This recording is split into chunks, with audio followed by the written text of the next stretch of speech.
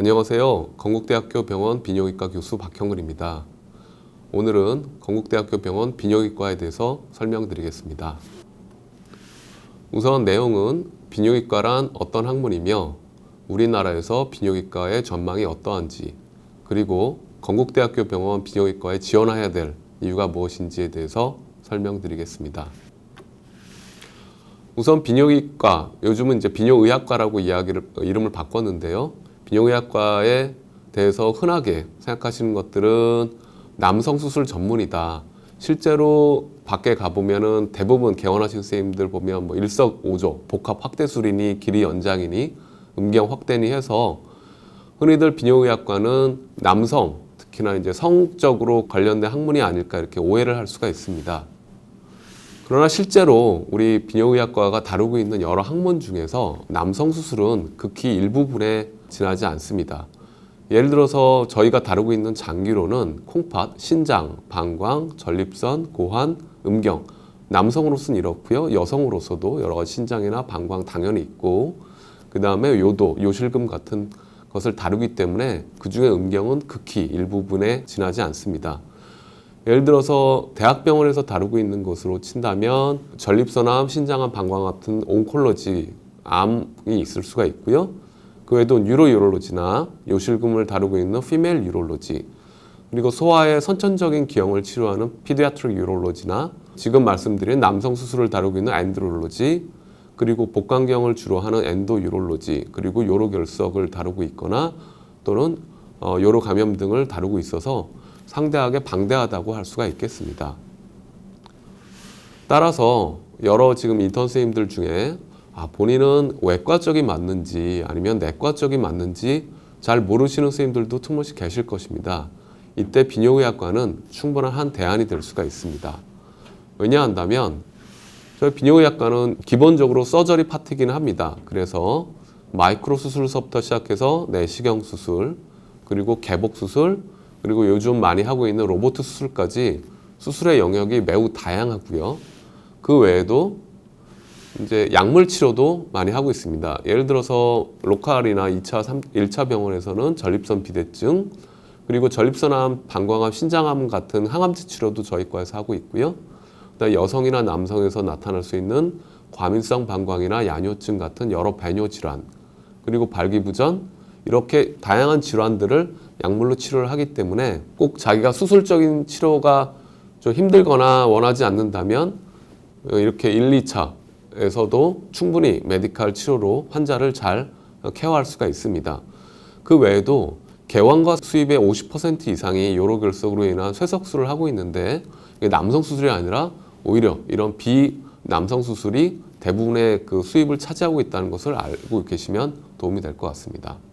따라서 이렇게 비뇨의학과는 내과와 외과의 조화, 서저리와 메디슨의 절묘한 밸런스를 이루고 있는 과다라고 생각할 수가 있겠습니다. 하지만 최근 들려오는 소식이 비뇨의학과가 전망이 밝지 않다 이런 이야기를 많이 들으셨을 텐데요. 실제로 2004년 같은 경우에는 1년에 비뇨의학과 정원이 120명이었습니다. 저는 한 100명 정도였었고요. 그래서 너무나 많은 정원이 있었기 때문에 사실 좀 공급이 과열됐던 것도 사실입니다. 그래서 2014년부터 2014년을 정점으로 해서 지원자가 많이 줄어서 실제로 2014년서부터 2019년 5년간의 지원자가 2004년 1년간의 지원자와 맞먹는 120명에 준하지 않았습니다. 따라서 예상할 수가 있는 것은 향후 전문의 숫자가 부족할 수가 있다는 거죠. 이런 저점을 딛고 2017년에는 이제 지원자가 25명, 2018년에는 31명, 35명, 39명으로 최근 저점을 딛고 이제 점차 지원하는 전공의 선생님들이 많아졌습니다. 그 이유로는 전망이 나쁘지 않다는 거죠. 이미 저점을 지났기 때문에요. 그래서 서울 지역 부원장 급여, 이건 정확한 건 아니고 러프하게 얘기를 드리면 서울 지역 부원장 급여가 한 1,500만 원, 2차 병원 급여는 한 2,000만 원 정도. 그리고 개업을 할 때 안정시까지 걸리는 시간이 한 1, 2년 정도로 매우 지금 비뇨의학과의 전망이 나쁘지 않다라고 말씀드릴 수가 있겠습니다. 또한 교수진들도 사실은 개업 이런 이제 사실 월급만 가지고 말씀드리긴 좀 그렇지만 이런 여러 수익 정도가 이렇게 증가하니까 개업으로 사직하는 경우도 증가하여서 후임 교수진을 찾기가 어려운 병원들도 많아졌습니다. 실제로 뭐 저희 병원에 뭐 저희 과에 이제 의뢰한 어떤 선생님들 보면 뭐 3차 병원급에서도 펠로우 선생님들이 없었기 때문에 따로 후임 교수님을 청빙하는 이런 메시지도 많이 오고 있습니다. 그럼 이번에는 이제 건국비뇨기과, 건국대병원 비뇨기과를 지원해야 되는 이유에 대해서 잠깐 설명을 드리겠습니다. 실제로 보통 전공의 선생님들이 한 명, 그러니까 1년차가 한 명 정도, 서울대나 연대 빼놓고는 되게 한 명이나 없거나 하는 경우가 많기 때문에 실제로 지원을 했을 때 맨날 장직에다가 수술장에서 킵하고 병실 환자를 모두 봐야 될 것이 아닌가 걱정을 하시는 선생님들이 많이 계십니다. 하지만 저희 병원은 전공의 선생님들이 1년차, 2년차, 3년차가 4명 중에 3명이 다 근무를 하고 있고 그 외에도 병실은 병실 PA 선생님들이 많이 도와주고 있고 수술장은 수술장 PA, 또 외래는 외래 PA 선생님들이 그 삼각편대를 이루고 있어서 전공의 선생님 혼자서 다 독박 쓰는 경우는 없다고 단언을 할 수가 있겠습니다. 그 외에도 당직 같은 경우에 이거 혹시 1년차 혼자니까 1년 내내 당직만 쓰다 끝나는 것이 아닐까 생각이 되는데 우리 병원은 다른 병원과 달리 교수님들도 당직을 서고 있습니다. 그래서 실제로 6월 당직표인데요. 이 노란색으로 체크한 것이 1년차 선생님 당직입니다. 그래서 한 달 동안 당직을 실제로 서는 경우가 4일에 불과했고요. 2년차 선생님도 4일, 3년차 선생님들은 이틀 이렇게 당직을 섰습니다.